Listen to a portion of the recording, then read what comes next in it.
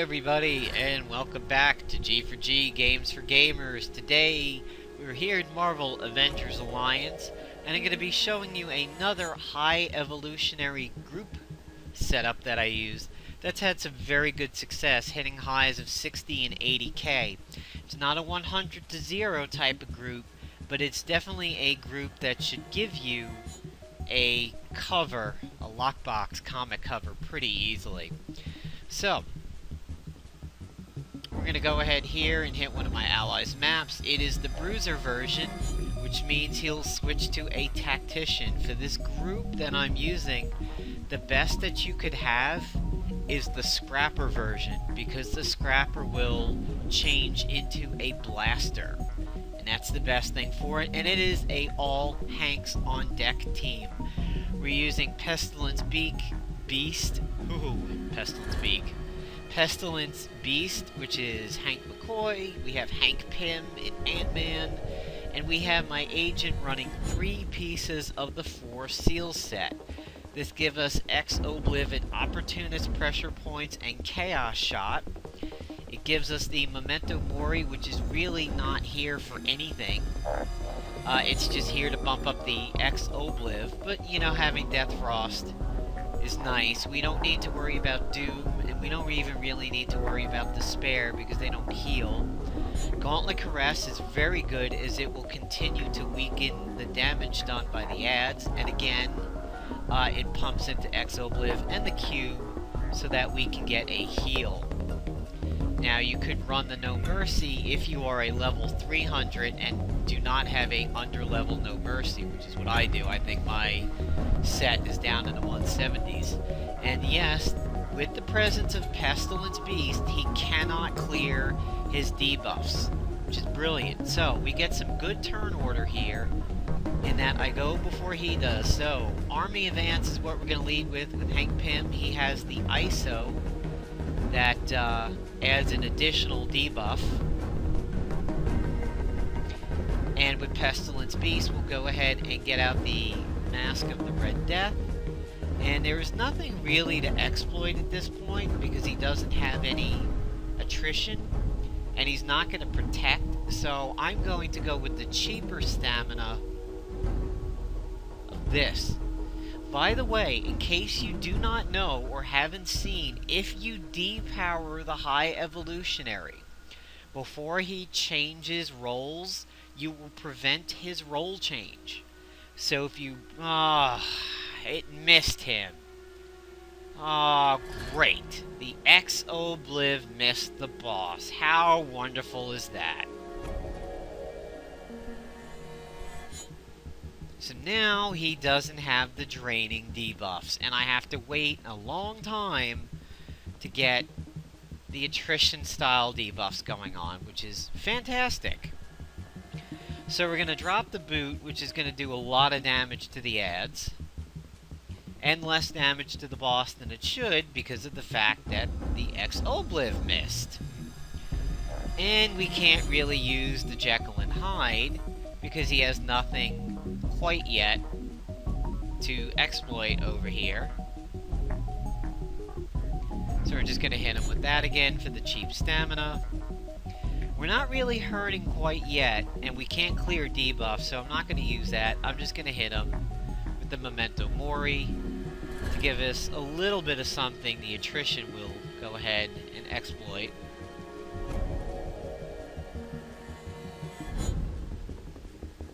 The good thing is, his little ads are going to be sitting here and getting weaker, and will die without necessarily being focused on them, which is what you want to do. You want to focus your damage on the boss.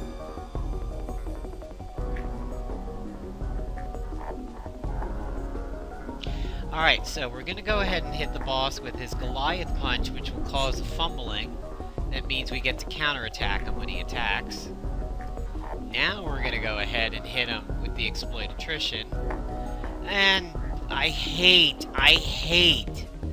with a passion, these stupid mind-blasting ads. And the reason why I do is because of that stupid, you can't avoid it. You know, normally if you get that mind tap, That psychic tap, you just pause, you rest, and it doesn't hit you. But instead, it hits you on the way to your attack, which forces it to take a hold of you. So at least the improbability field should now give him some debuffs, and hopefully give our team some health regeneration and shields. Obviously, we're not going to clear. There we go. There's Hank Pym doing his job.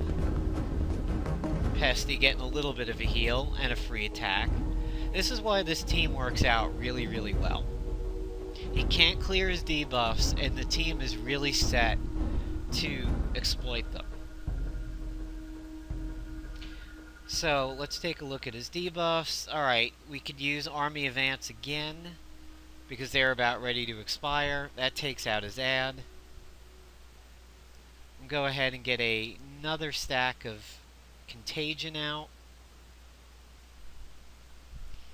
And I'm just going to go ahead and rest over here. And we're going to go ahead and hit him with the X-Obliv. And see, the good thing is, by running the cube, if the stupid isosaurs manage to survive the end of the cube over there, does a really good job on them, because they're so heavily debuffed at that point. The final cube ability really wipes the floor with them.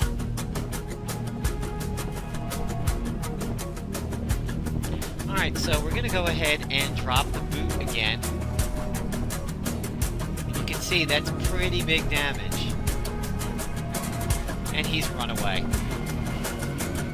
So that's kind of weak, because it's not the optimal group. But, you know, it nets us a timeless lockbox, and unlike the boot busting group or the Fandral Hogan one, this one definitely puts up some consistent numbers. The ones that you want to avoid are the ones where you have to deal with the infiltrators. Now, it's good that Pym can kind of help you out on that, and I'll show you what the deal is with that. If you do have to use this group against the infiltrator version, you'll notice this ISO over here, which is the Formican Augmented ISO 8. It applies ants, which gives us winded. That will shut down any scrappers attacking infiltrators, and you have off balance, so it shuts down infiltrators getting in the face of your tacticians. So that's why Pym is really, really good.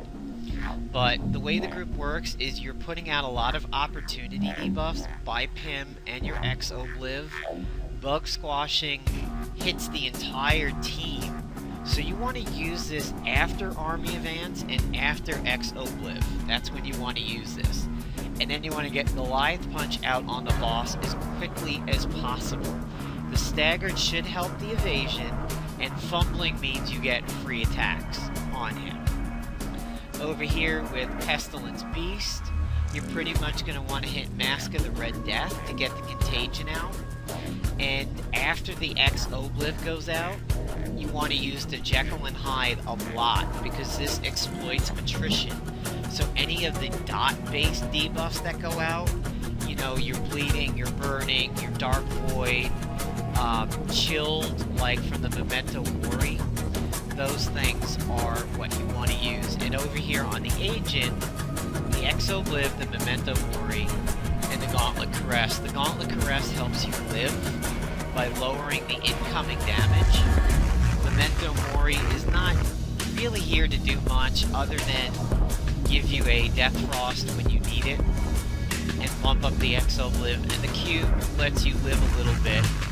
And also, due to the cube being there, you have debuffs that you can exploit from the improbability field, and then you have the Atom Smasher that exploits everything.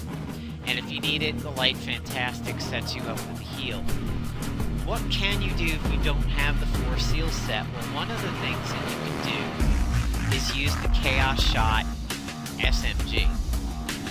Because the Chaos Shot will apply the attrition debuffs that Pestilence can go ahead, and you can farm the Chaos Shot. It's in Season 2. It's in the chapter chapter 2. I think it's chapter 2 where you have all of the smart weapons that drop. Aside from the Chaos Shot SMG, if you want to get out opportunity debuffs, you can get the flashy gun from the most recent chapter 2 mission, and that is the level where Deadpool fights the Kingpin and Lizard and everything like that. That's where you can get that. Alternatively, you can get, there's a couple things that do the opportunistic debuffs. For attrition, you have radiation from the Baltac Blaster, which is dropping in the lockboxes. You can farm the Future Blaster, which is burning and radiation. You have the Rocket Pistol, which is bleeding and burning. You have the Soulfire Dagger, which you can farm, which applies Soulfire. That counts as burning. Any of your bleeds, any of your burns, any of your chills will apply. Wow, boy. Stupid, stupid YouTube is killing me tonight. Spirit Edge will help keep the agent alive a little bit, and also lowers the damage the boss can do. So if you don't have the Gauntlet Caress, you can do that and get a heal out of it, which is pretty nice. So there's a couple things you can do if you do not have the 4 seal set. Honestly, the Solar Storm might help a lot, making people unable to crit and unable to dodge as much. That's going to be phenomenal. The Spear will do some attrition style debuffs. Chopper Strike causes pressure points, which can be exploited. So, I mean, there's a couple things out there that you can definitely do if you do not have the 4 seal set. So, I hope you enjoyed this video here on G4G and enjoyed this High Evolutionary team-up. Fandral and Hogan is still very solid. I've not really been able to get the Iron Fist to do what it's supposed to do, and that's take him from 100 to 0. It just, the loadout to keep the stamina going just cripples me too much, and it's not really doing too good. So, take care everybody, and stay tuned for some more videos on the Spec Ops here at G4G, Games for Gamers.